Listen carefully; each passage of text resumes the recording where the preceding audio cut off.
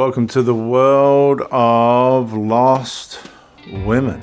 Relationship commitment, I married myself. Why do some of us prefer to be alone? Being alone allows them to recharge. I like people, but after a while I just feel like my battery's drained. What depletes that social battery? People talking too much sometimes. I am a social person. I do like to go out. This is an AI, an artificial intelligence companion. Yes, we did end up getting engaged. He proposed to me. Good morning. How are you today?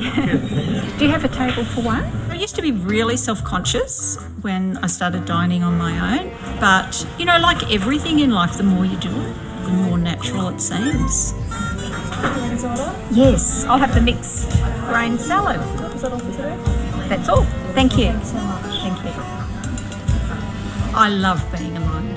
I love the freedom to do what I want, when I want. I can be completely myself. Sometimes you get the better table too. You get the window spot.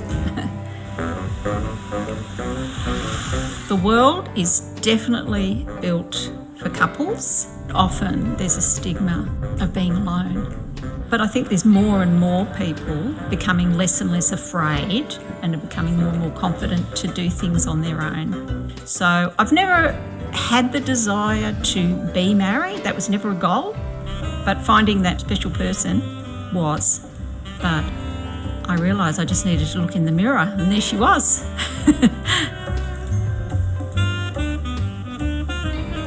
Robbie, we just saw you enjoying your solo life there. When did you realise you preferred to be spending time alone? I spent several years dating after a long-term relationship broke up. And I was searching for the one. So when I came to the realisation that I might actually never find that special person, I developed anticipatory grief and became very depressed. And I worked through that. I went to therapy, counselling. I did a lot of reading. And the most important thing I did, though, was start to meditate. I learned to love myself. And once I learnt to love myself and was able to look into the mirror and say, Robbie, I love you, with all my quirks and flaws, then the need that I felt to find a loving partner just dissipated. You like eating out alone, you like going to the movies alone. Have you ever felt discriminated against when you've been out with no one else? Yes, I recall a time not that long ago. I don't remember anywhere ever discriminating people that go into a venue on their own, so I think this might be a slight exaggeration. I guess relationships can drive people to the point where they pathologically just give up, determinedly decide that that's it, I'm not doing this anymore, it hasn't worked out for me. But if everybody ended up like this, we'd be heading towards extinction. When I dropped into a cafe just to have a coffee, wasn't going to stay long, and I asked for a table for one, for coffee, and I looked around. There was obvious that there were a lot of spare tables, and she said, oh, I'm sorry, but they're all reserved. It didn't sit well with me, and I just walked away and took my business elsewhere. You're single, but you recently made a big relationship commitment. Yes. What did you... Drum roll, viewers, here we go in the world of lost AWOL women. do? I married myself. You married yourself. That's right. Now, this is called sologamy.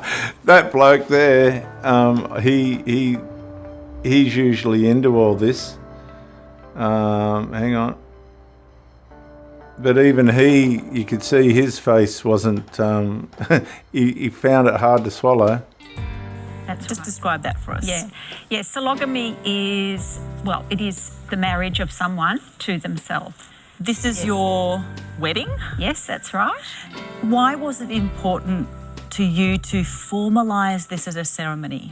It was important because it was a celebration for me of finding myself, really. And now I'm just so happy and fulfilled, and I know how to make myself happy. I know how to self-soothe.